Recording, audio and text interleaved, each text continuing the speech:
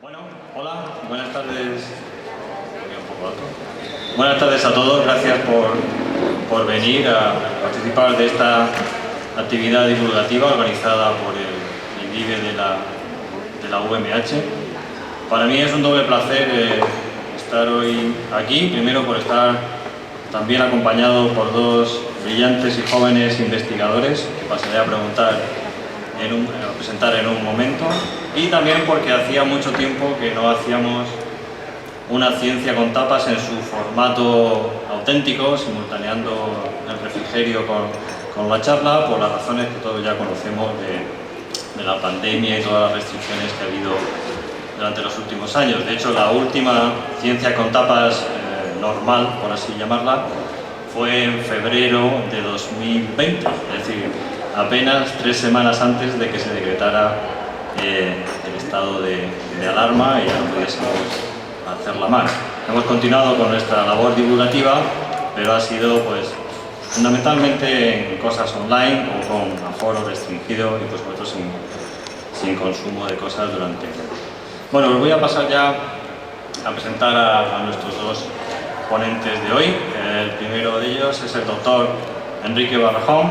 Enrique es una persona de la casa, que es un profesor de la UMH, de grado de farmacia, y además es miembro investigador de nuestro instituto, del IDIVE. Él es doble licenciado en bioquímica y en farmacia, y tiene una larga trayectoria postdoctoral asociada a diversas empresas, donde ha recibido ayudas del programa Torres Quevedo. Él, dentro del IDIVE, está dentro del grupo de diseño y desarrollo de compuestos bioactivos. Eso es un nombre bastante amplio, pero en lo que hoy se refiere, se va a centrar en lo que eso se refiere a tratamiento y cura del cáncer, desde el punto de vista del laboratorio y la banca. Y, como nos gusta siempre complementar la presentación de un ponente con otra perspectiva, ahí interviene el doctor Víctor Barberá. Está más cercano a la clínica, de hecho es facultativo del área de genética molecular del Hospital General Universitario de Elche. Él es también docente, es profesor en la Universidad de Alicante, de genética en la Universidad de Alicante, y también tiene una amplia trayectoria en investigación en cáncer. Hizo su postdoc en Dallas, Texas, en el Southwestern Medical Center, Facultad de Medicina. Y bueno, luego ha tenido una relación con nosotros por diversas colaboraciones y su contacto con nuestro grupo de oncología molecular del IDIVE, y yo le agradezco a los dos que estén hoy con nosotros para contarnos por dónde están los últimos avances en la prevención y la cura del cáncer. Y yo, sin más, le cedo la palabra a Enrique Barrajón. Bueno, muchas gracias. Voy a comenzar dando gracias a los organizadores del evento, a Luis, María José, a Ángeles, por poner de nuevo en marcha presencialmente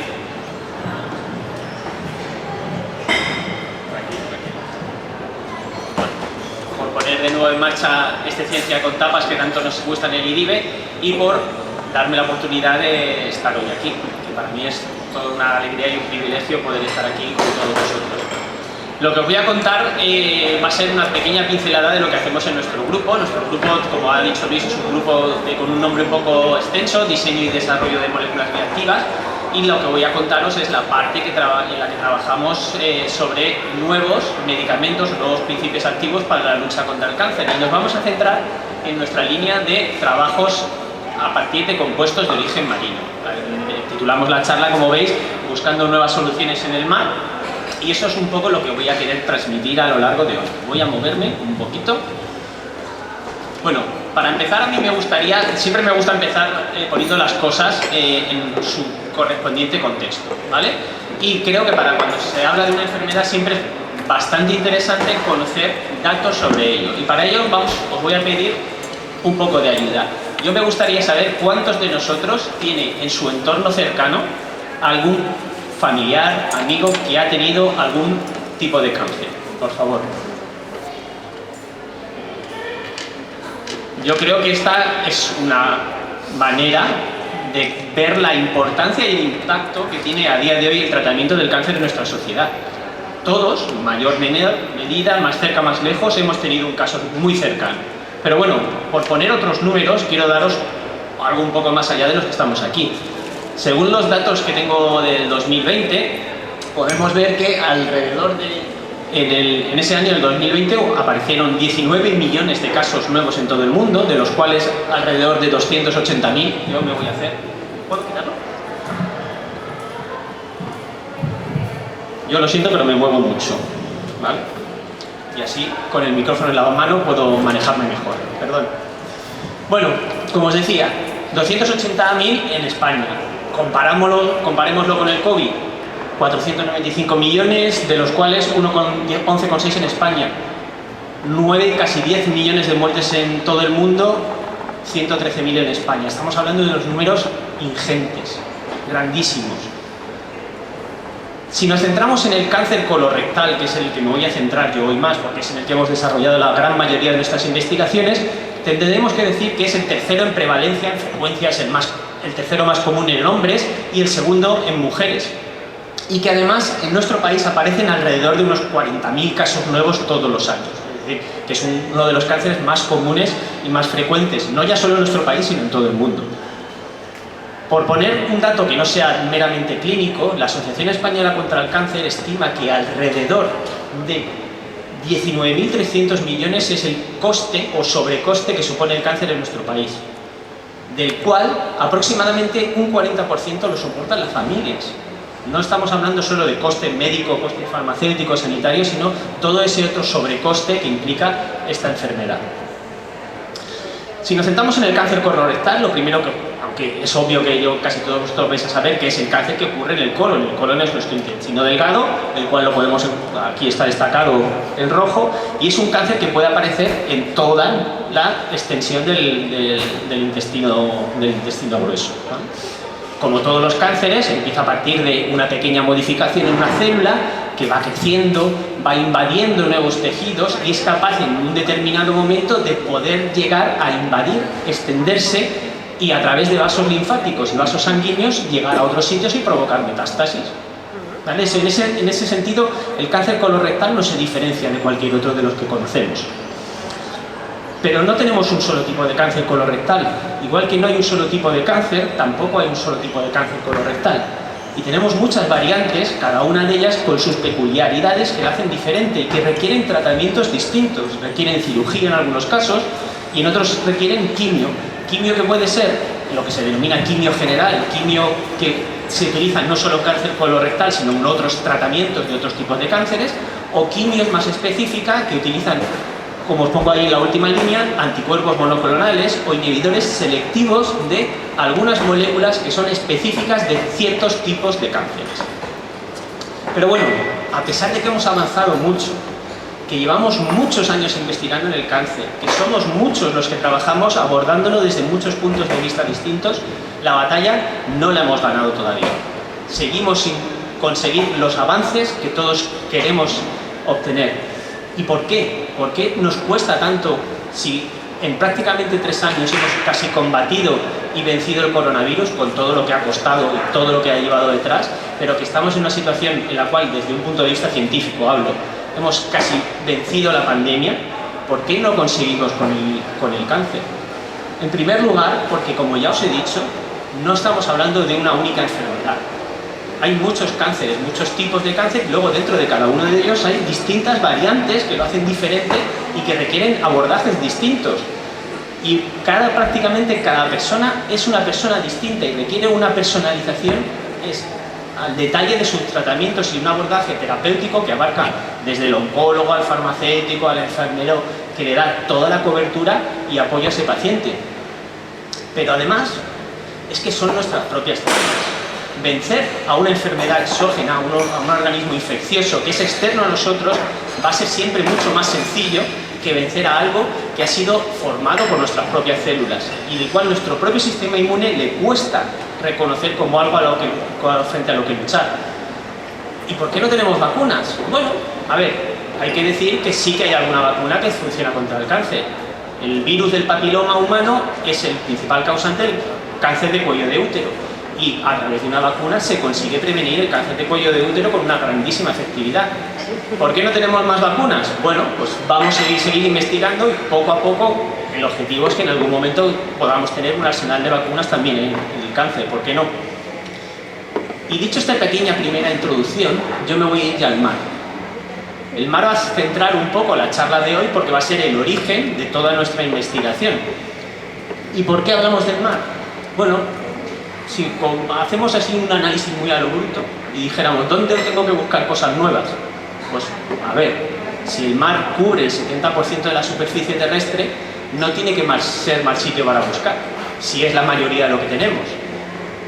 Pero además, es que es un hábitat completamente diverso, impresionante, desde los polos, a las playas del Caribe, a los acantilados, a las playas de rocas, a los arrecifes, el conjunto de hábitats y condiciones diferentes que hay en todo el entorno marino es algo impresionante y da oportunidades de que aparezcan nuevas cosas.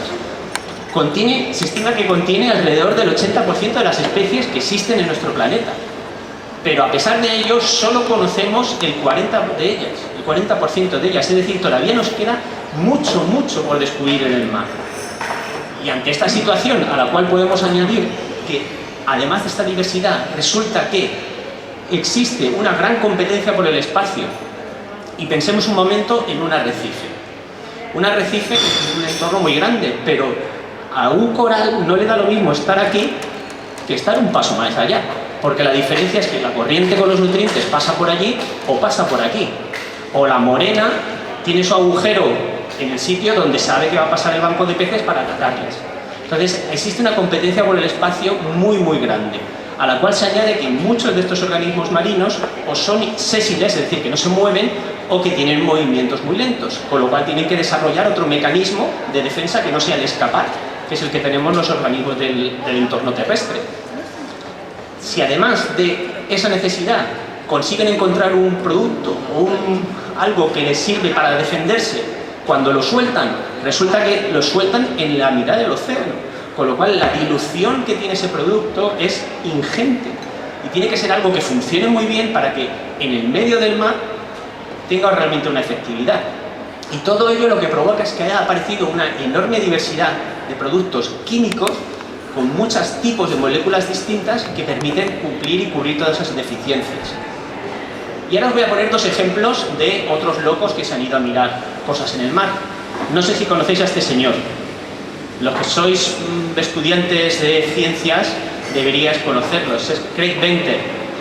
Es el fundador, dueño, multimillonario de Celera Genomics, que fue la empresa que secuenció el genoma humano.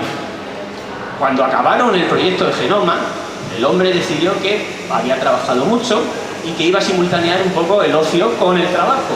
Y decidió que iba a coger su barco, que no nos engañemos, no era una tabaquera, ¿vale? Y que iba a hacer una vuelta al mundo, porque yo lo valgo, pero iba a aprovechar esa vuelta al mundo para ir recolectando muestras de aguas con el fin de conseguir una colección de microorganismos de origen marino que luego le pudiera servir para desarrollar investigaciones nuevas. Y tiene ahora una fundación, que no sabía aquí muy bien, que con todo eso, que a través de su expedición y otras que fueron posteriormente, tiene una colección de genes, muchos de ellos todavía sin explotar, que le da una capacidad de trabajo ingente. El otro ejemplo que os quiero nombrar es este. ¿Conocéis Farmamar? ¿Os suena? Probablemente es de las farmacéuticas españolas más famosas. Por el nombre ya nos dicen en qué trabajan. Farmamar, lo único que no decidió en su momento no irse con el barco por ahí, sino lo que ha trabajado mucho es en prospecciones en la cual sus buzos y sus profesionales se han dedicado a ir recorriendo todo el mundo, tomando muestras, no ya solo de microorganismos, sino también de otros organismos ya más grandes, invertebrados, corales, peces, cangrejos, y han conseguido tener una colección de organismos marinos muy grande. Y de hecho, tienen 3 compuestos, 3 fármacos ya antitumorales aprobados en el mercado. Tienen el Yondelis, tienen Cefzavica y Aplidina. La Aplidina, además, os suena el bichejo ese, ¿no? No sé si os sonará la noticia que el coronavirus. Que no estaba ¿Vale? Yo creo que cuando empezó el coronavirus, yo creo que todos los que trabajamos en investigación y teníamos alguna molécula la hemos probado si hemos tenido oportunidad. ¿Vale? Yo lo he hecho con mis extractos y estos señores, pues como tenían la plidina, lo probaron también y descubrieron que la plidina tiene una actividad bastante interesante contra el coronavirus y lo tienen en proceso de análisis de ensayos clínicos. Aquí os he hecho un pequeño resumen, son estructuras pequeñas, pero para que veáis la diversidad de estructuras moleculares que tienen estos compuestos de origen marino y aparte de estas que ya están aprobadas, existen ya una batería que van por detrás, que están en distintas fases de ensayos clínicos y que a lo largo de los próximos años irán saliendo al mercado proporcionando un arsenal terapéutico nuevo basado en compuestos marinos. ¿Y qué hemos hecho entonces nosotros? Pues bueno, a lo largo de la charla os voy a ir contando nuestra manera de trabajar. Nosotros empezamos trabajando con una selección de organismos marinos que ahora os diré cómo la hemos hecho. Ya os aventuro que no tengo barco y que aunque soy buzo no tengo la capacidad de farmamar, pero nos las hemos ingeniado. Luego, con esos organismos que hemos elegido, hemos hecho unos extractos, hemos obtenido esos principios activos y hemos visto qué había en ellos. Hemos hecho un trabajo analítico para ver qué había. Y luego hemos hecho lo que llamamos cribado. Los cribados, los científicos, son procesos de prueba, error, pruebo, y voy haciendo distintas etapas. Yo os voy a contar 2 etapas. ¿Vale? Y luego al final, una vez que tenía algo que sí que me merecía la pena, que tenía una actividad interesante, nos hemos centrado en el grupo en conseguir adivinar o conseguir entender cuál era el mecanismo de acción. ¿Y cómo hemos hecho nosotros la selección?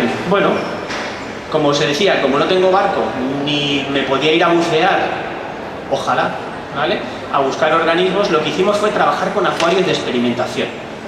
Nosotros teníamos el contacto con una empresa que se llama Todopez, que está en Aspe, que se dedica al negocio de los acuarios y que lo lleva una persona que ha sido buzo profesional.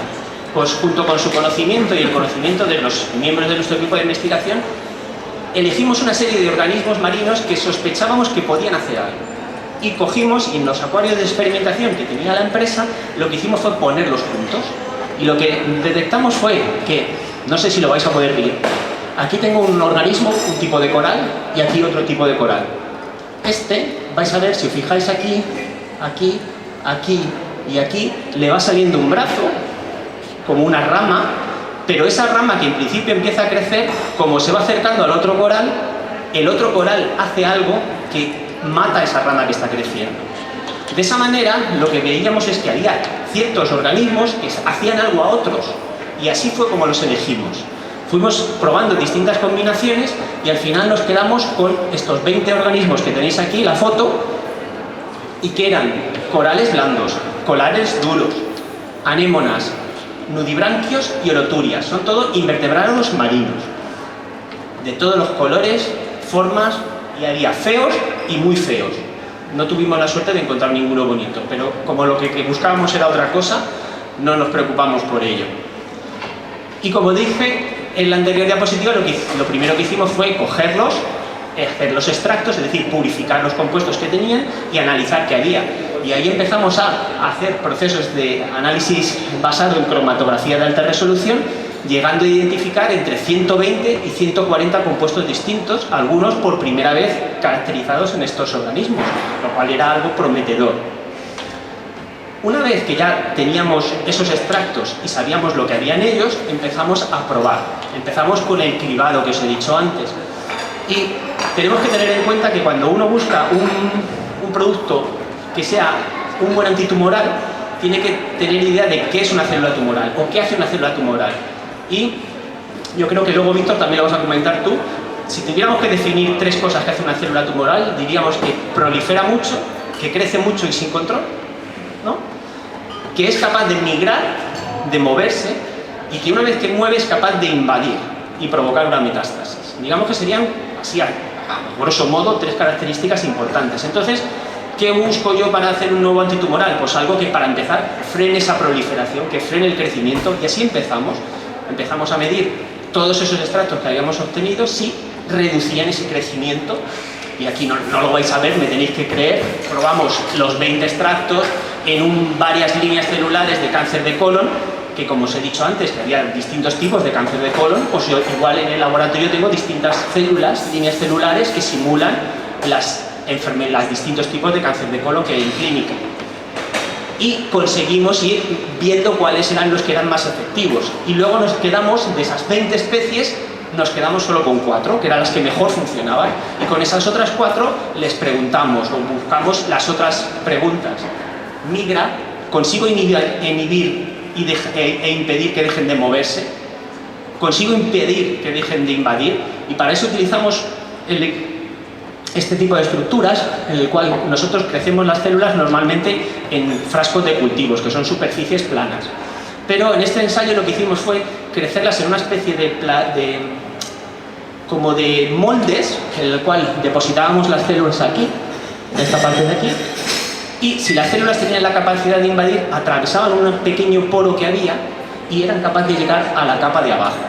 Si además de esa situación le añadíamos una pequeña capa de algo que, para que lo entendáis bien, es similar a la gelatina, tenían que atravesar, invadir esa gelatina para poder llegar al otro lado. Entonces éramos capaces de ver con el diseño de mi derecha la migración y con el diseño de mi izquierda la invasión.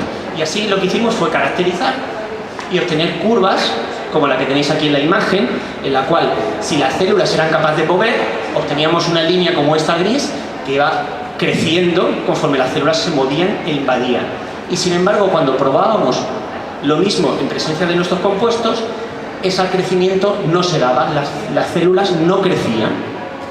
También simulamos otra situación en la cual conseguíamos coger células y ponerlas en unas condiciones muy difíciles para crecer, muy diluidas, y además las tratábamos con el producto. Si las células en esas condiciones que son muy agrestes para ellas eran capaces de crecer, iban apareciendo puntitos que eran las colonias de células que nosotros, con unos colorantes especiales que tenemos, éramos capaces de tintar de color lila. Cuando lo hacíamos en presencia de nuestros extractos, esas colonias no aparecían. Y no solo no aparecían, sino que cuando además las analizábamos, veíamos que reducíamos tanto el número de colonias que aparecían, había menos puntitos, como además el tamaño era cada vez más pequeño. Eran menos puntos y más pequeños, con lo cual algo estábamos haciendo también a ese nivel. No lo vais a poder hacer, pero yo os había puesto aquí el código QWERTY, por si queréis escanearlo y tenéis el acceso a la fotograma, ¿vale? Pero si no, luego me lo pedís y yo gustosamente os lo cedo. Esto seguimos y lo que hicimos fue enriquecer el análisis añadiendo nuevas líneas tumorales que simulaban distintos tipos de cánceres. Cogimos y, llegado un momento, decidimos introducir también una línea de colon que no fuera tumoral, porque lo que quiero es que ese tratamiento sea específico, que mate las tumorales pero no a las sanas. Entonces, ¿qué hacemos en el laboratorio? Introducimos una línea que no es tumoral y comparamos y vemos que mató las tumorales pero no a las otras, y así salió, afortunadamente. Y luego además nos centramos en el trabajo en aquellas líneas celulares que simulaban a los cánceres más agresivos, y centramos nuestro trabajo en esa línea.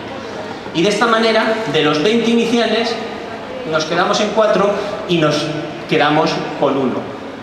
Y de la tabla que os he enseñado al principio, nos quedamos con el bicho este de aquí. Este bicho de aquí se llama Dolabella auricularia, es un nudibranquio, que es una especie de babosa de mar o un caracol sin concha, que queda un poco más bonito de decir, ¿vale? Por lo de babosa marina suena feo, dicen caracol sin concha y queda un poco mejor.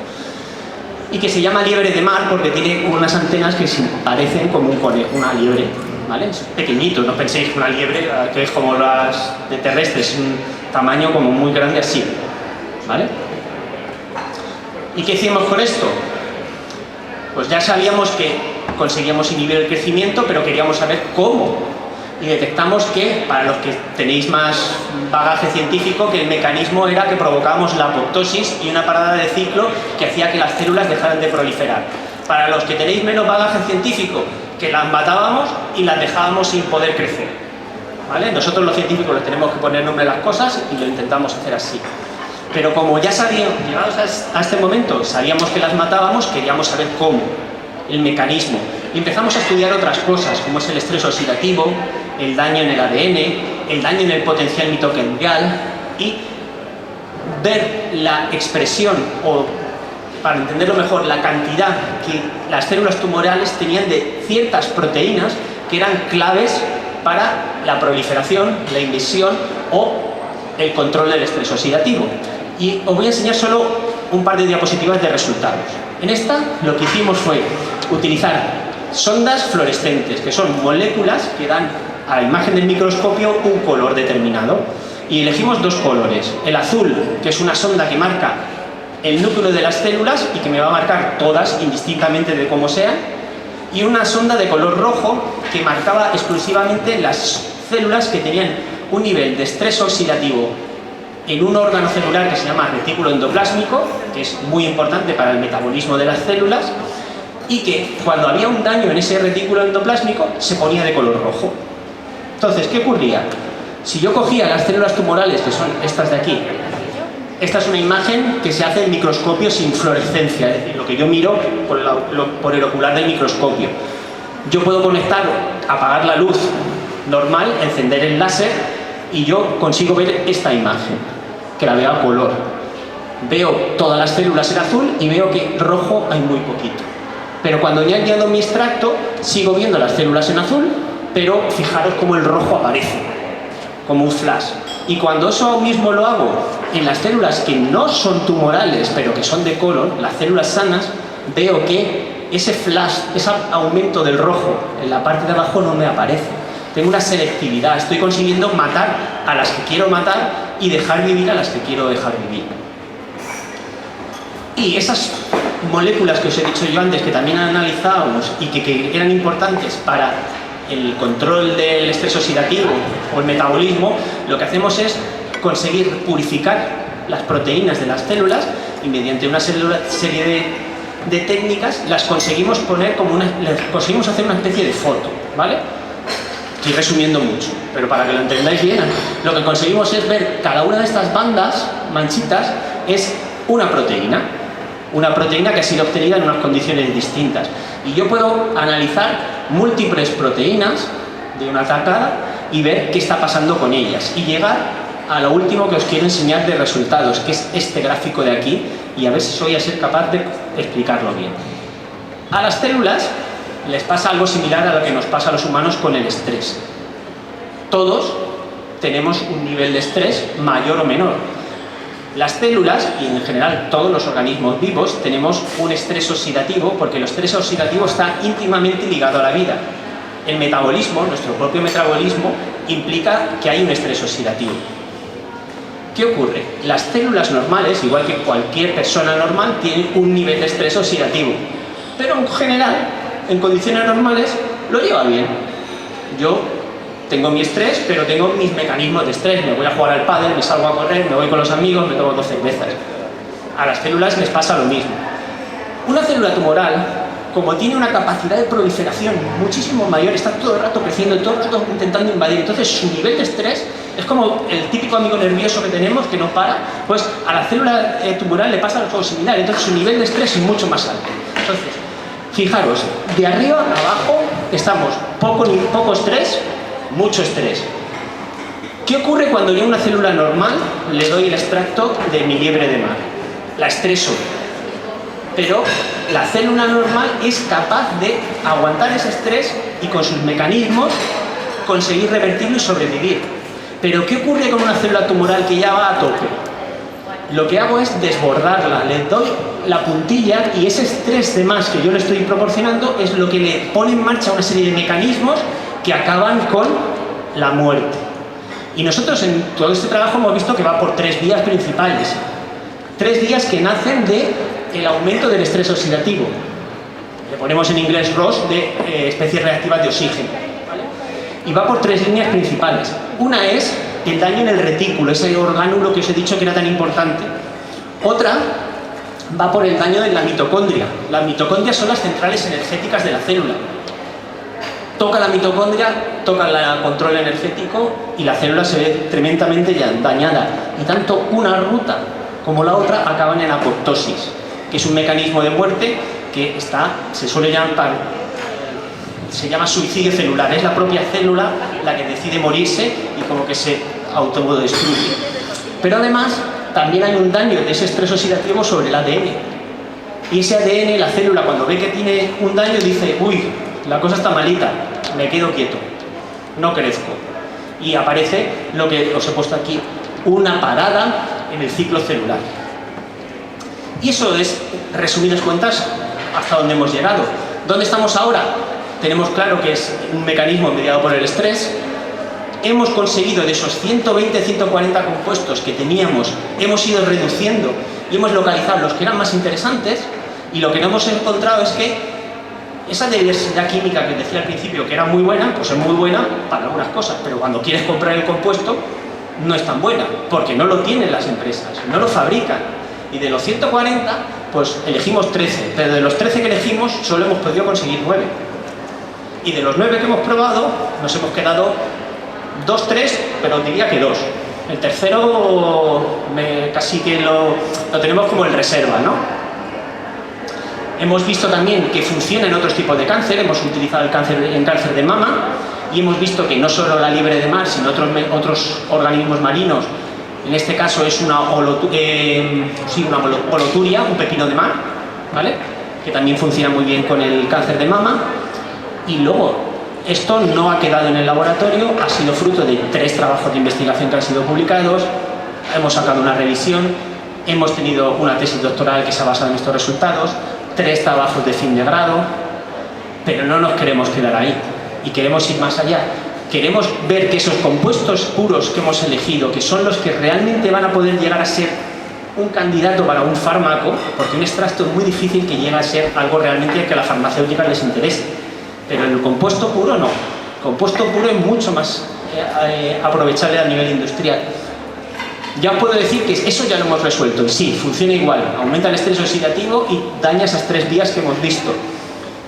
Pero antes de seguir queremos ver si ese compuesto, eso se absorbe. ¿Por qué queremos ver eso? Pues porque en el futuro tenemos que saber si ese compuesto, que funciona tan bien, lo vamos a poder dar por vía oral en un comprimido, va a llegar al intestino y se va a absorber, o va a pasar por el intestino y va a salir por el otro lado. O si voy a tener que administrarlo en un hospital por una vía intravenosa. Todo eso lo necesitamos saber porque queremos probar la toxicidad y la efectividad en modelos in vivo, en animales de experimentación, que nos permiten dar el paso siguiente antes de llegar a los humanos, que es el objetivo final. Y para poder llegar aquí, no os he dicho, no sé si lo he comentado al principio, este proyecto nace de una iniciativa en la cual nuestro grupo de investigación optó a el reconocimiento por la Oficina de Mecenazgo de la Generalitat Valenciana del proyecto como un proyecto de interés social. Tuvimos la suerte de que fuimos uno de los elegidos y tuvimos la suerte de aparecer en el periódico de información el día justo en el que la persona justa lo leyó. Y gracias a eso, y en especial a Caja Rural Central, que ahora nombraré, gran parte de la financiación de este proyecto ha sido gracias a ellos. Pero tengo que vender mi libro, ¿vale? Y os puedo decir que aquí, ahora mismo, ¿vale?, podéis colaborar con nuestro proyecto de investigación, y a través de la web mecenazgo.umh.es tenemos abierta una campaña de mecenazgo dentro de la universidad para distintos proyectos de investigación, y uno de ellos es este precisamente. Cualquier ayuda será siempre más que bienvenida. Y ya acabo. Y no puedo acabar más que como empecé, que es dando las gracias. Tengo que, por ir poco a poco, nombraré a FreePik, que es una web que he utilizado algunos dibujitos de allí y que, como enseño a mis alumnos en clase que tienen que nombrar sus fuentes, tengo que hacerlo también porque he visto que tengo algunos por aquí y si no luego quedo muy mal. Pero dar las gracias a la Oficina de Mecenazgo, a los 2 mecenas principales de nuestro proyecto, que han sido Caja Rural Central y la Asociación de Personas con Cáncer de Novelda, que ha participado también colaborando con nuestro proyecto, a la doctora, a ver si lo digo bien, Sandra van Schijbroek, de la Universidad de Belfast, y por supuesto a mi grupo de investigaciones, sin el cual yo no podría estar aquí. Y en especial quiero nombrar a 2 personas, que es este señor de aquí, que es Vicente Micol, que es el director del grupo de investigación y el alma mater que nos une a todos, y a esta chica de aquí, Verónica, la doctora Verónica Ruiz, que ha sido la principal responsable de hacer con sus propias manos la grandísima mayoría de los experimentos que habéis visto aquí y que hoy os he contado yo, pues porque me ha tocado a mí, pero que sin ellos les puedo asegurar que esto no estaría así. Entonces, ya acabo, muchas gracias a todos, de nuevo gracias a la organización, y ahora os dejo en manos de Víctor, que os va a contar también cosas súper interesantes.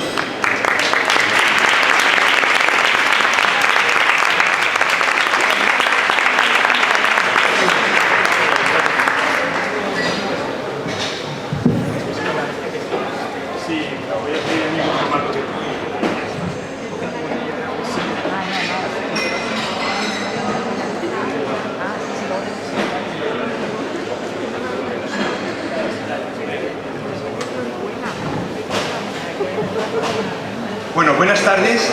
Yo voy a continuar con la ponencia y en primer lugar me gustaría también agradecer al IDIVE y a la UMH la organización de estos eventos de divulgación. También en particular a los organizadores, en concreto al doctor Luis Pérez, por invitarme a dar esta charla.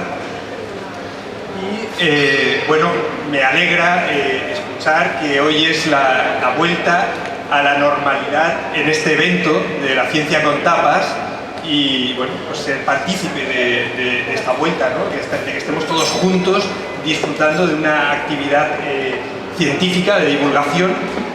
La ponencia que yo voy a presentar no es tan básica, es más aplicada, es la actividad que venimos realizando en la unidad de genética molecular del Hospital General Universitario de Elche. Cuando acepté esta ponencia y pensé en el título, me di cuenta de la complejidad de abarcar un tema tan amplio como el diagnóstico genético para tan poco tiempo como tenemos en esta charla. Pero no quería dejar pasar la oportunidad de contarles el proyecto asistencial que tenemos en la unidad de genética molecular del hospital. Y bueno, lo he intentado condensar al máximo, voy a intentar que se entienda lo máximo posible, pero vamos a tener una vista panorámica del diagnóstico genético, tanto en línea germinal, lo que corresponde al cáncer hereditario, como al aspecto somático, al cáncer esporádico, que es tan importante y cómo condiciona o cómo puede condicionar el tratamiento de este diagnóstico. Bien, como ha comentado el doctor Barrajón, el cáncer pues, es un término que engloba más de 200 enfermedades diferentes, más de 200 tal cual las conocemos, con sus características clínicas, con nuestra capacidad de discriminación. Pero realmente, si miramos las firmas moleculares de esos tumores, estamos hablando de muchas más enfermedades diferentes, que tienen características comunes, como ha comentado el doctor Barrajón, capacidad de crecer descontroladamente, pérdida del control de la división y la adquisición de capacidad de invadir y establecer focos a distancia. Pero también es muy relevante las características diferenciales. Ahí tenemos, claro, no todo van a ser similitudes, si hablamos que son enfermedades diferentes y podemos distinguir las causas, la evolución y evidentemente los tratamientos. Sería muy ingenuo pensar que tantas enfermedades diferentes pueden tratarse con un único tratamiento, con un único fármaco o con unos pocos. Por lo tanto, vamos a ver cómo el diagnóstico molecular puede condicionar una mayor especificidad en los tratamientos. Bien, en la historia natural del cáncer, pues tenemos que tengo que hacer como el doctor Barrajón, acercarme para señalar. Digamos que el diagnóstico lo tendríamos cuando la enfermedad da la cara, pero realmente en algunos tipos de tumores esto puede ser ya un momento demasiado tardío sobre todo cuando tenemos intención curativa o buscamos una intención curativa. Quizá debíamos añadir elementos en esta parte de aquí donde ya la enfermedad está proliferando, está de alguna forma estableciéndose, acumulando ese daño y ser capaz de detectarla o intervenir en ese punto.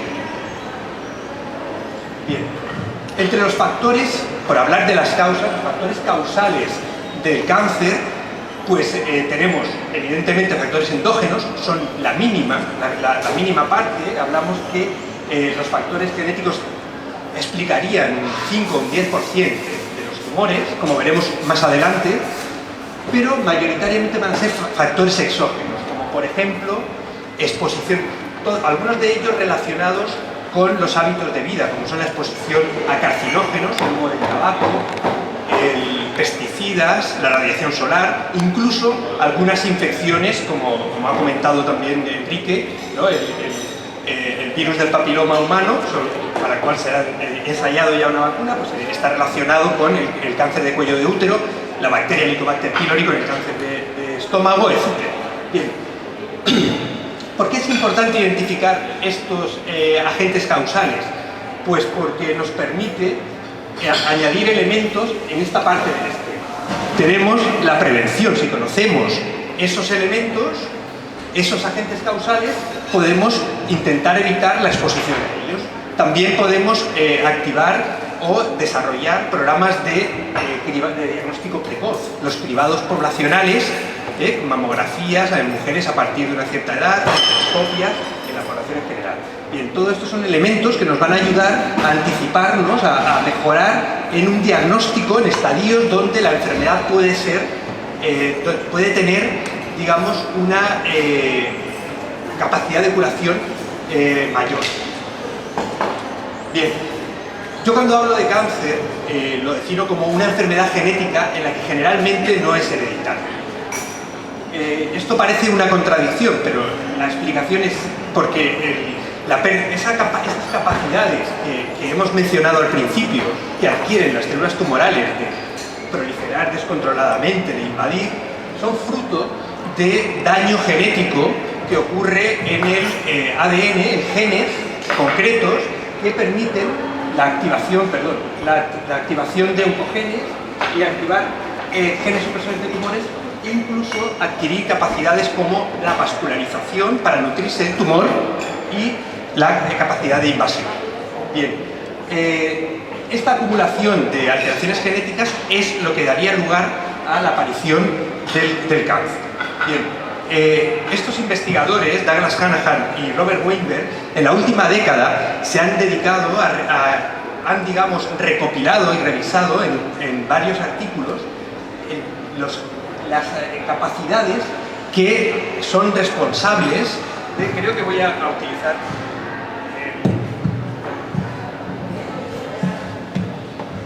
¿me ayudas? Ahí, perfecto. Sí, porque con el micro ahí está. Aunque me vaya moviendo, yo creo que se va a escuchar mejor así. Bien. Lo que comentaba, estos dos investigadores se dedicaron a recopilar esas características que confieren a la célula ese estado de célula tumoral. Bien, ellos se nombraron las señas de identidad del cáncer.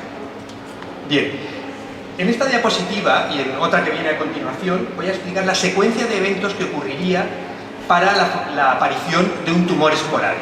Un tumor esporádico es aquel que ocurre, como hemos visto en la diapositiva anterior, provocado por factores exógenos. La gran mayoría de los tumores estarían dentro de esta categoría, tumores esporádicos, de cáncer esporádico.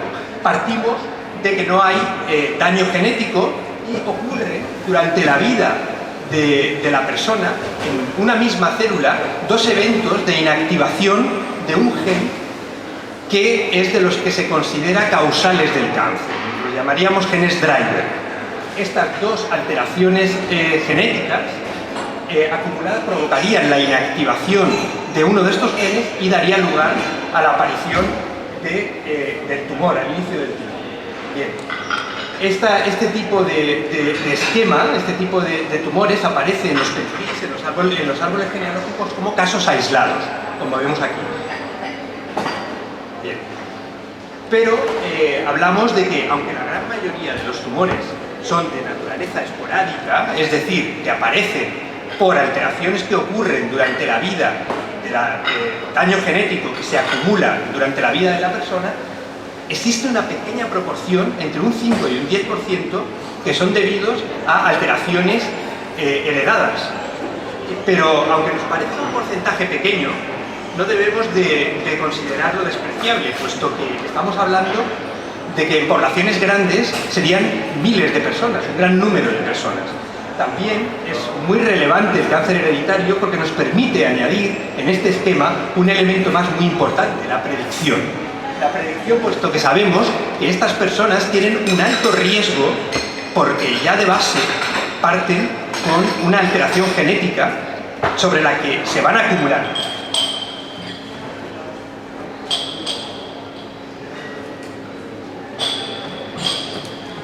Bien. La secuencia de eventos en el cáncer hereditario sería: se parte de la situación en la que una de las copias que tenemos de uno de estos genes drivers, de estos genes causales, ya se hereda mutada, inactivada. Con lo cual, esto lo que hace es que esté presente en todas las células del organismo de forma mutada y únicamente se necesita un evento adicional de inactivación de la copia remanente. Lo que haría que sea mucho más frecuente la aparición del tumor en estas personas a edades más tempranas y en eventos, digamos, múltiples, o sea, que aparezcan más de un tumor. Los árboles genealógicos en estas, bueno, algunas parece que tienen vida, las diapositivas se van pasando solas. Yo no había tocado el botón, pero se ve que van. Bien, los árboles genealógicos o pedigrís, como vemos, a diferencia de los tumores esporádicos, ya no son casos aislados. En este caso aparecen varios casos en la misma rama de la familia, con un patrón vertical, lo que sugiere un patrón de herencia autosómico dominante, que es normalmente lo que presentan estos síndromes. Bien, en esta diapositiva presento los síndromes de predisposición a cáncer mayoritarios, entre ellos síndrome de Lynch, que engloba tumores como cáncer colorectal hereditario, cáncer de endometrio, cáncer de ovario, estómago, etc.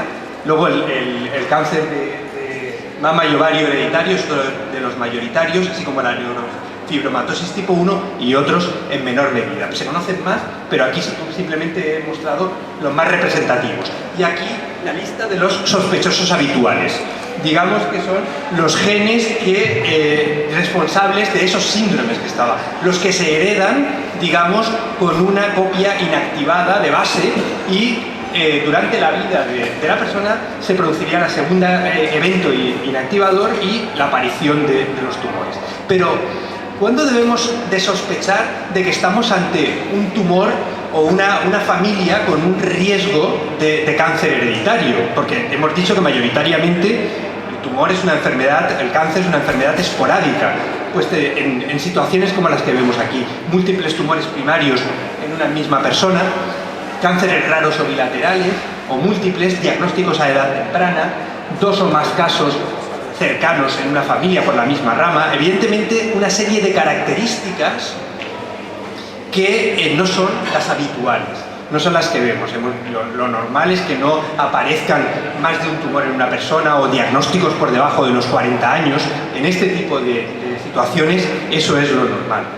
Bien, ante esta situación, los estudios genéticos en el ámbito sanitario en nuestro país se regulan por la Ley de Investigación Biomédica, la Ley del 14 de 2007, del 3 de julio, en la que los estudios genéticos tienen que cualquier laboratorio, cualquier entidad que realice un estudio genético debe de proveer de un asesoramiento adecuado a los pacientes, tanto un asesoramiento previo a la prueba como posterior, y además respetando en todo momento el criterio de la persona interesada.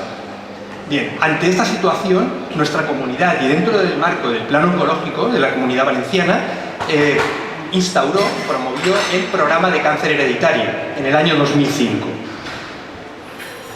El objetivo de este programa es un objetivo muy ambicioso, muy amplio. Es reducir la incidencia y mortalidad por cáncer en aquellas personas con una predisposición genética conocida, ofreciendo un asesoramiento a pacientes y familiares de primer grado.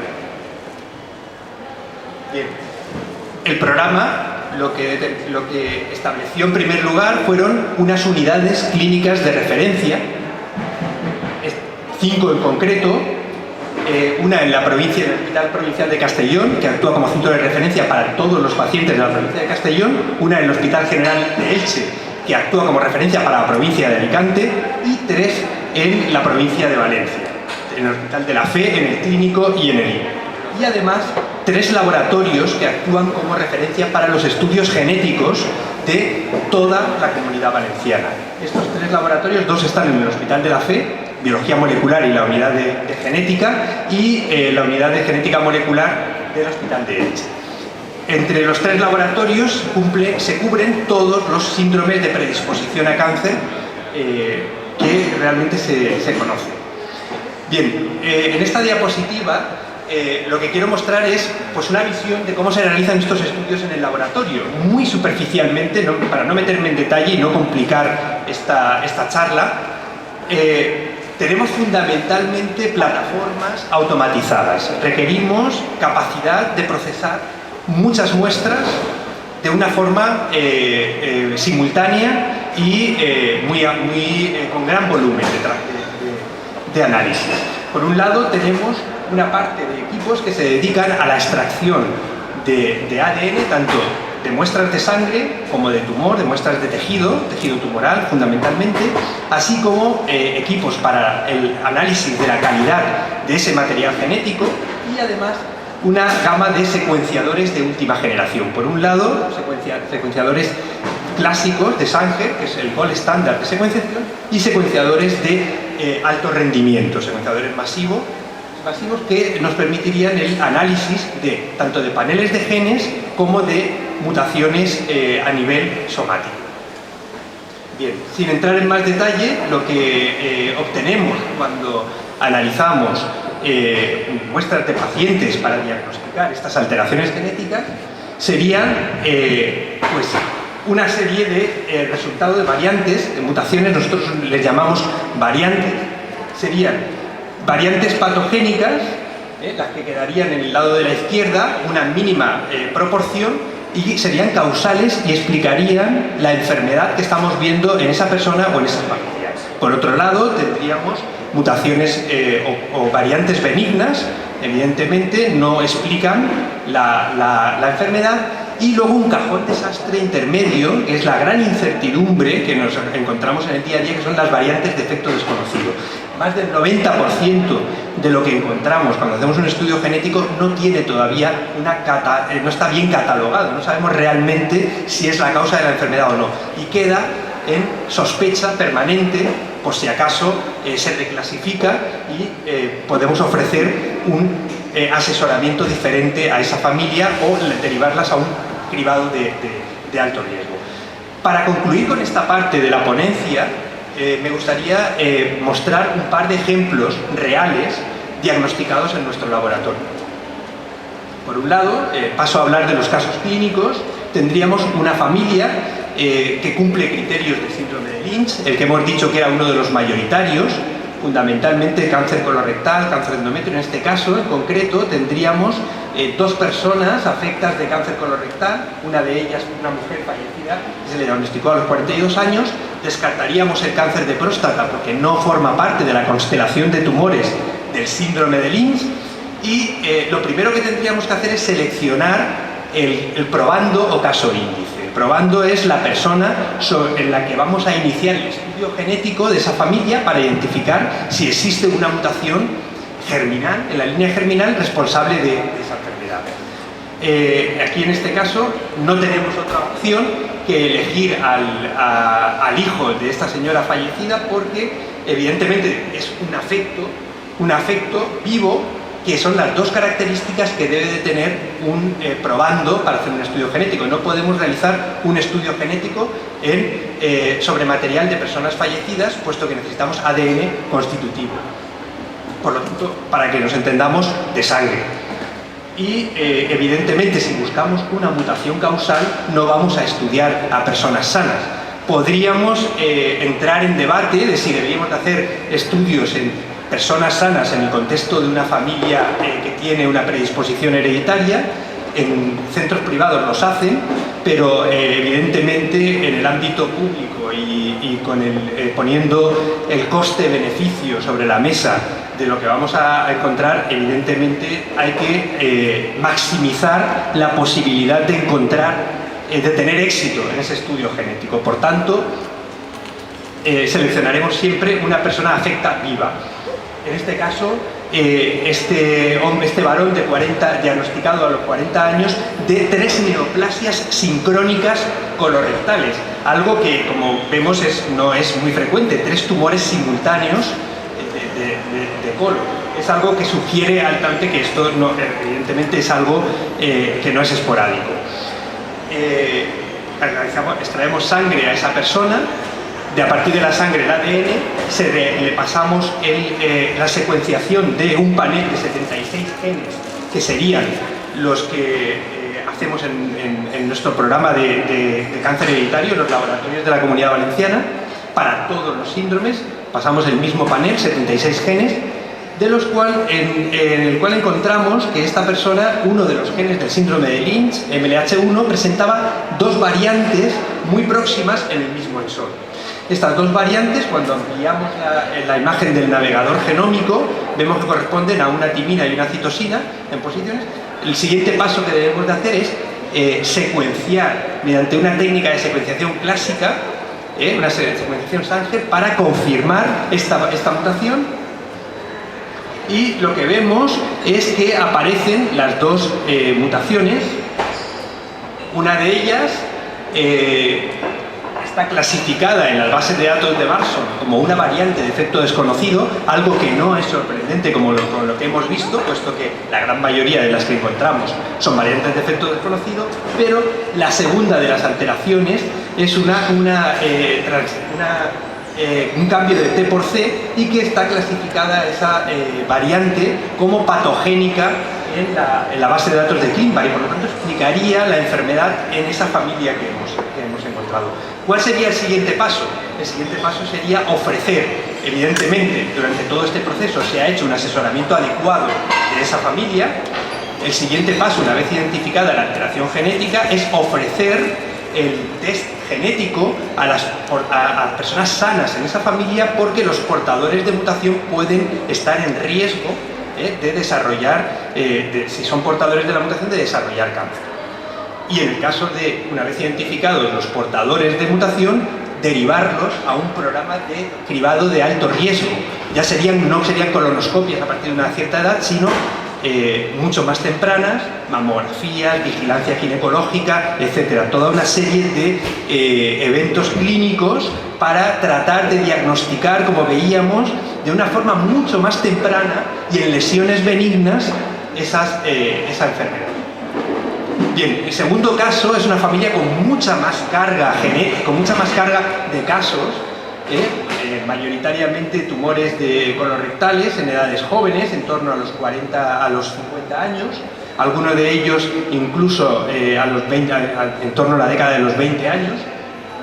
Bien, el caso índice o probando ya estaría seleccionado, y lo que vemos es en un estudio.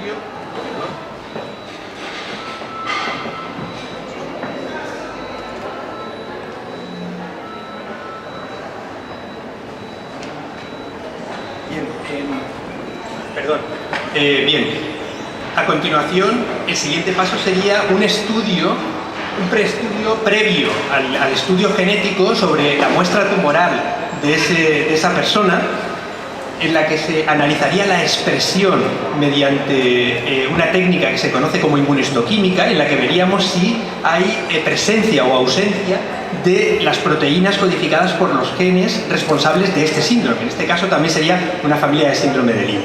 Esas 4 son, digamos, los candidatos mayoritarios responsables del síndrome de Lynch, y como vemos, uno de ellos, PMS2, muestra negatividad, es decir, no se está expresando en el tumor.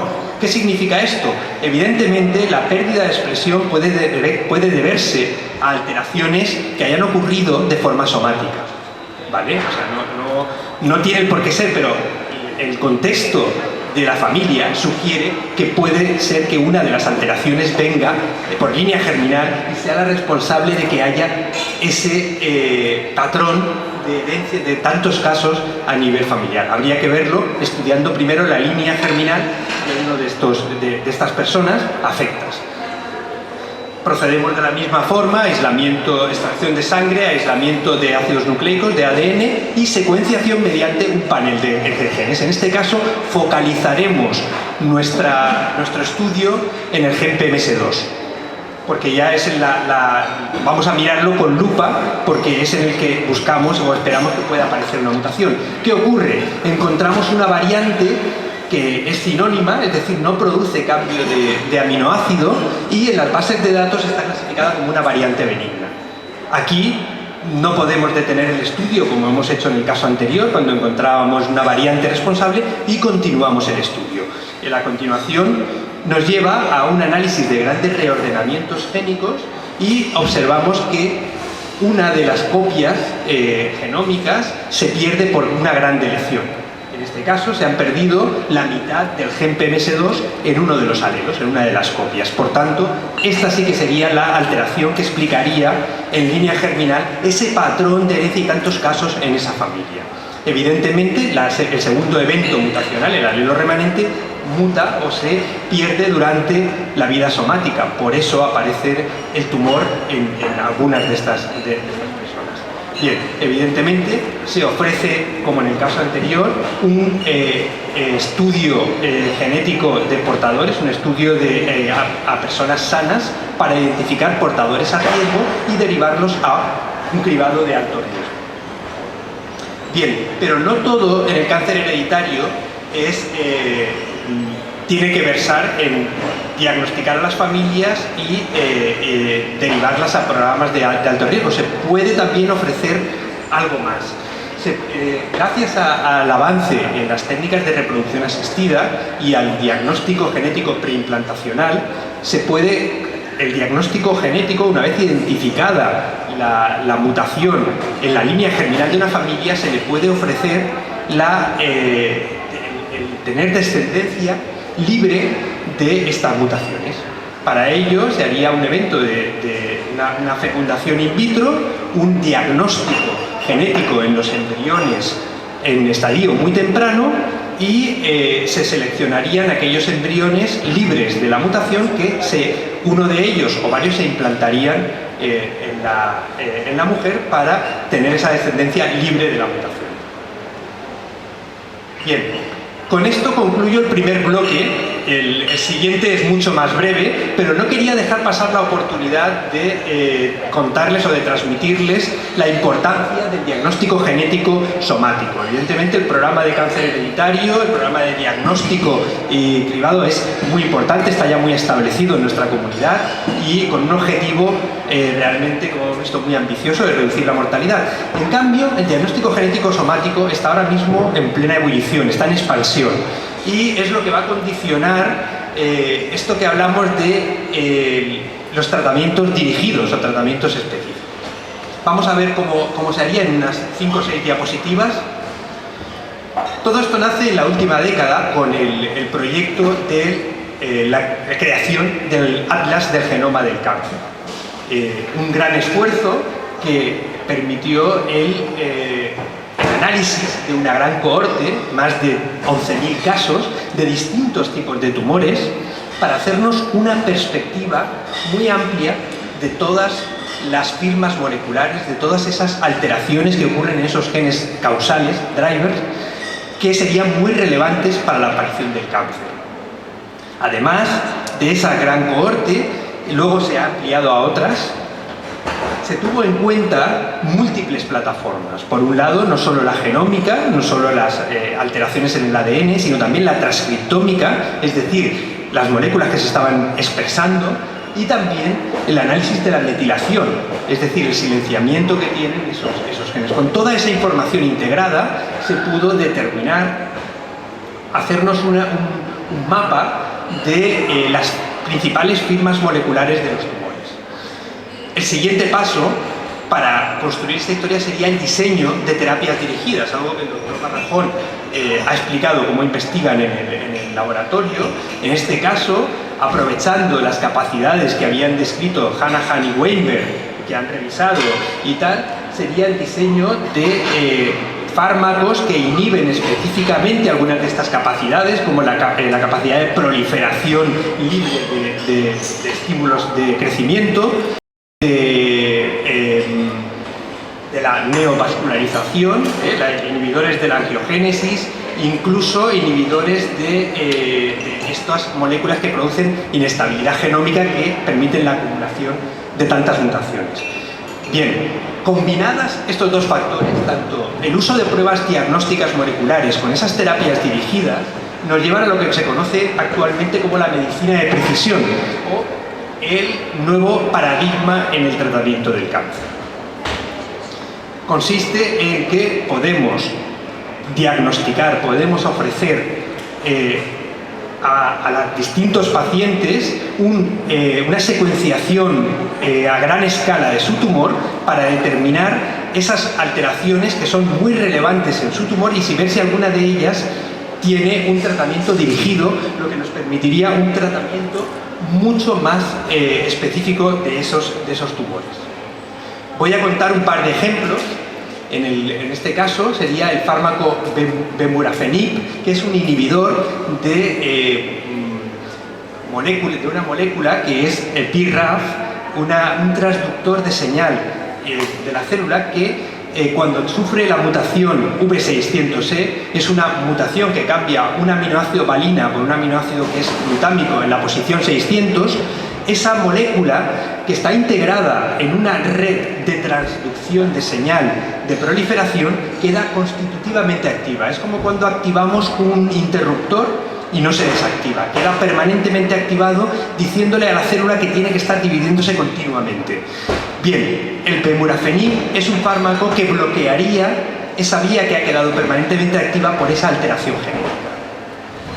Pero claro, esto en el laboratorio, como ha explicado Enrique, está muy bien y se ve en modelos celulares, pero hay que llevarlo a la práctica, hay que llevarlo a un ensayo clínico y ver si realmente en la realidad funciona. Para ello, en los ensayos clínicos, en este caso en concreto, los resultados se hicieron con el estudio COSMIC en el año 2000, entre los años 2011 y 2013, en el que pues, se vio que en concreto, los tumores sobre los que iban a ensayar esta molécula iba a ser melanoma metastásico, un tumor muy agresivo, evidentemente portadores de la alteración V600E en la molécula BRAF, que es la que inhibiría selectivamente este fármaco. Se vio que el 40 al 60% de estos melanomas tenían mutaciones en BRAF y más del 90% eran la mutación contra la que va dirigido el fármaco Vemurafenib. Bien, los resultados de esta terapia dirigida se pueden observar en esta gráfica. Vemos que el periodo, la progresión libre de enfermedad, el periodo en el que la persona, la supervivencia libre de enfermedad era mucho más amplia, mucho mejor con el fármaco Vemurafenib. Estos gráficos, cuanto más se separan estas líneas, mejor es el tratamiento. Se compara el tratamiento experimental con un tratamiento estándar y como vemos el Vemurafenib, que está más a la derecha, cuanto más a la derecha se desplaza la línea, mejor funciona ese tratamiento. Claramente se diferencia del tratamiento que se estaba utilizando como estándar en ese momento.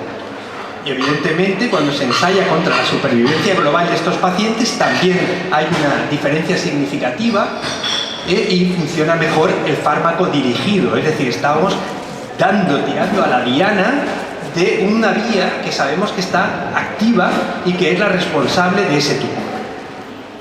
El segundo caso, ya es las dos últimas diapositivas que tengo, sería para hablar del caso del Gleevec, que fue el primer fármaco dirigido que se utilizó en clínica. Es la molécula imatinib y en los tumores del estroma gastrointestinal.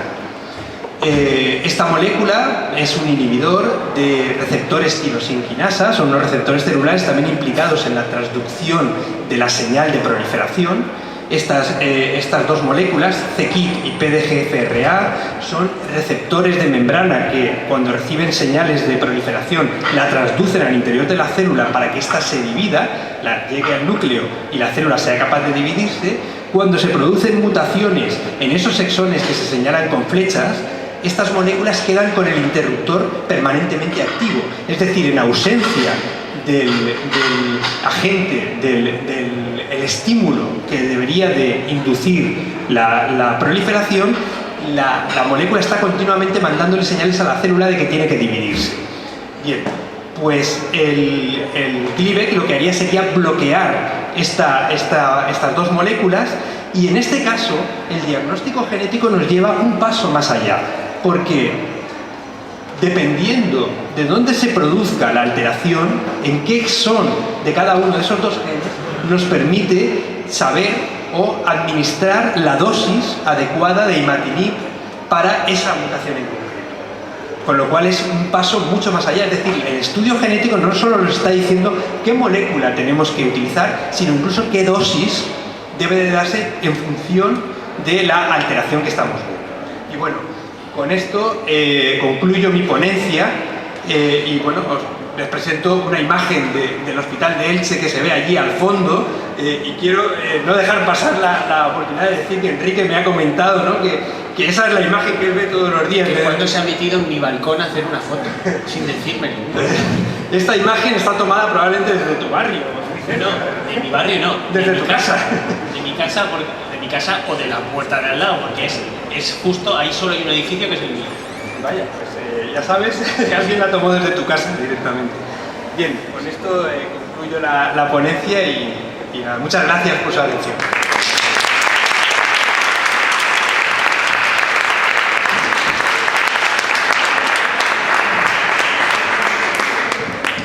Muy bien, muchas gracias Víctor, Enrique. Creo que hemos aprendido todos mucho esta tarde, incluso los de cáncer, que veo por allí al fondo. Ahora vendría la parte en la que ustedes son los protagonistas, con sus preguntas, sus comentarios, pero antes me gustaría hacer una subsanación, me ha faltado decir al principio, se nota que estoy desentrenado después de mucho tiempo. Esta actividad, que lo organiza el IDIVE, forma también de alguna manera como complementario satélite de la Feria de la Ciencia y Tecnología de Elche, el CITELS, que organiza el Vicerrectorado de Estudiantes de la UMH.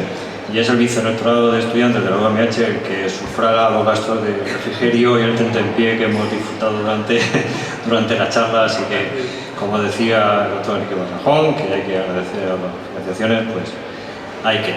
Y bueno, ahora ya sí, empezamos con las preguntas. Levantan la mano y se les acerca el micrófono y preguntan lo que. Si no, voy a preguntar yo, como demostración de que se puede preguntar algo que parezca así medio tonto. Por ejemplo, para Enrique, una curiosidad. Para trabajar con la babosa marina, ¿hace falta pasar por el comité de ética de la UMH? Sí. Sí. Vale, está claro, está claro. ¿Ya preguntas? Que era un poco una pregunta para los dos. En donde te comentaba que se hacía una secuenciación de los tumores y demás, intuyo que el ambiente tumoral será diferente cuando es un tumor primario que cuando es una metástasis.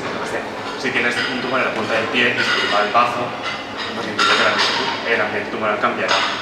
Y ahí va un poco la pregunta que también te quería hacer a ti, Enrique, de si esos compuestos podrían ser funcionales en ambos puntos, tanto en el tumor primario como en la metástasis. Empiezo yo. Bueno, el ambiente tumoral evidentemente es fundamental, y las alteraciones que, digamos, el microambiente que se genera es clave para la aparición del tumor. Evidentemente, esto en el contexto de investigación es crítico, pero para el diagnóstico, para asignar un tratamiento, digamos que lo que se estudia es propiamente ya la lesión, el tumor. Y en el caso del cáncer hereditario que hablaba, lo que como estudiamos es la línea germinal, es decir, el ADN constitutivo que tenemos en todas el que esas personas tienen en todas las células de su cuerpo y en el que se sospecha que pueden tener una alteración, pues no, ahí no, evidentemente el microambiente no estaría implicado, pero es clave evidentemente para, con el contexto general, para la aparición de un tumor, evidentemente. Nosotros, desde un punto de vista más de investigación básica, no tengo más que decirte que sí, que creemos que el microambiente tumoral influye muchísimo. De hecho, estamos empezando ya, hemos abierto nuevas líneas de investigación en la cual estamos intentando ver cómo influyen células sanas del entorno del tumor en el crecimiento de esas células tumorales. Y, por ejemplo, células acumuladoras de energía, como podrían ser adipocitos, que se dedican a almacenar grasa, como las células tumorales son capaces casi en algunas ocasiones de secuestrarlas, ¿no? Y conseguir que, digamos, fabriquen energía para ellas. Y eso es, a nivel de investigación, hay ya algunas técnicas que permiten cultivarlas y trabajar en esa relación. No solo importante matar a la tumoral, sino si además consigo cortar el suministro, o sea, es atacar por las dos vías. Y eso también no solo nosotros, sino que es una línea de investigación muy prometedora porque tiene también mucho recorrido, por supuesto. Sí, en algunos tipos de tumores, vuelvo a contestar. Sí, claro. Todo aquí para sí, no, porque es muy relevante. En algunos tipos de cánceres, por ejemplo en el cáncer de páncreas, se ha visto que uno de los posibles fracasos de los tratamientos es porque realmente no se ha tenido en cuenta hasta ahora el intenso estroma que genera el tumor. Entonces sí que es un factor muy relevante a la hora de condicionar también los tratamientos. Y evidentemente, claro, en el ámbito de la investigación hay que hacer un estudio genético de esas células. El estroma fue lo que comenté en otras jornadas de divulgación que organizamos en el IDIVE, ¿vale? En conjunto con el hospital también. Sí, una de las el tema del estroma del páncreas fue motivo de una de las charlas. Sí, fue un fármaco muy prometedor en cáncer de páncreas y recordamos que, pues bueno, una de las preguntas que creo que la hice yo, por cierto, fue evidentemente si habían tenido en cuenta el estroma tumoral a la hora de hacer esos ensayos, porque claro, hay algunos modelos en los que el tumor se puede estudiar sin necesidad de contemplar ese estroma. Entonces la ponente sí que lo explicó, evidentemente lo tenían en cuenta.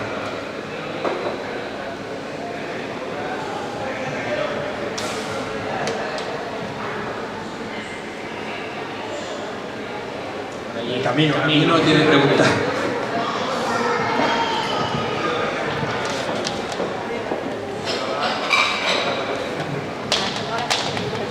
Hola, buenas, me gusta muchísimo vuestra charla. Mi pregunta va para Víctor, que es sobre el programa en el que hablabas de que se mira a nivel de célula pluripotencial en una familia en la que hay una mutación, que por tanto ese nuevo individuo podría acarrear.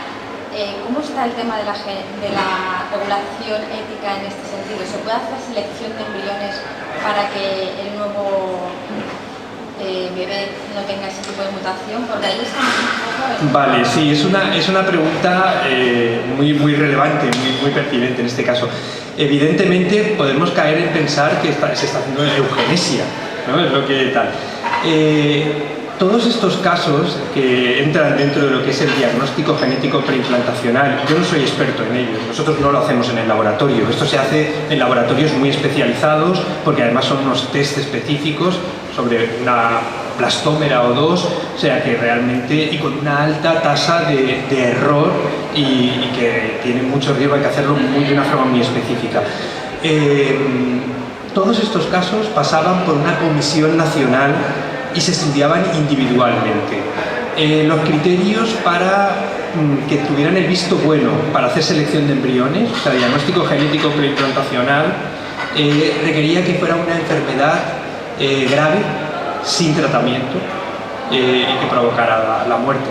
Entonces, en ese caso, se podía hacer selección de embriones.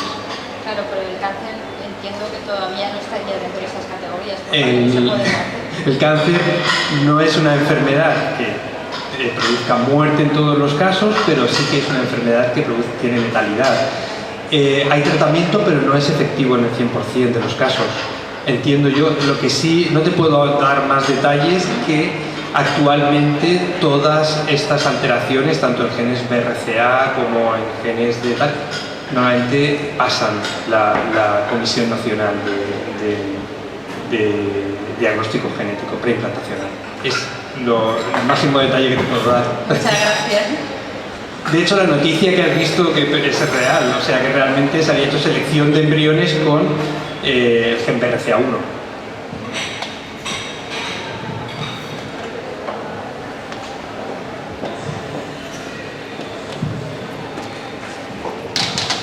Sí, hago yo una pregunta a Víctor, que has hablado de cáncer colorectal. Que yo sepa, un diagnóstico habitual en esto es la presencia de sangre en heces. ¿Cómo de tardío o de temprano es eso, ese diagnóstico? ¿Qué sabes tú de...? A ver, aquí lo que podríamos decir, el test de sangre oculta en heces, puede decir más que cuánto de tardío de tal es, cuánto de específico es, porque realmente hay otras lesiones que realmente también producen ese resultado. Entonces no es que sea el más específico, evidentemente es mejor que no hacer nada, pero evidentemente hay que, en el contexto del cáncer hereditario, evidentemente hay que ir a unos test de cribado como son la colonoscopia, que es mucho más específico, porque en términos de coste-eficiencia, de coste-eficacia, está indicado.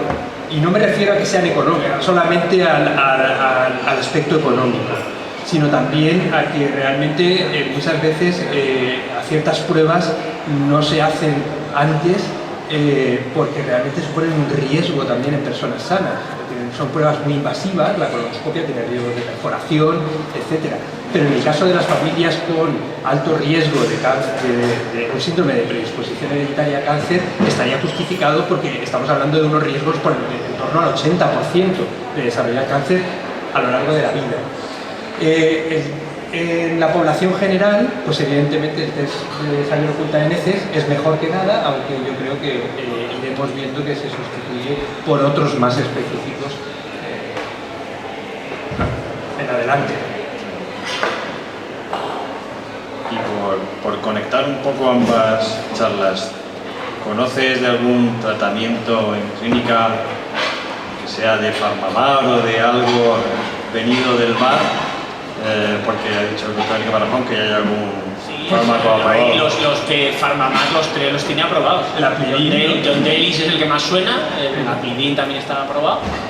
Y no solo en España, sino que a nivel internacional está aprobado en muchos países. O sea que medicamentos con origen marino sí que los tenemos. Y en el campo del cáncer también.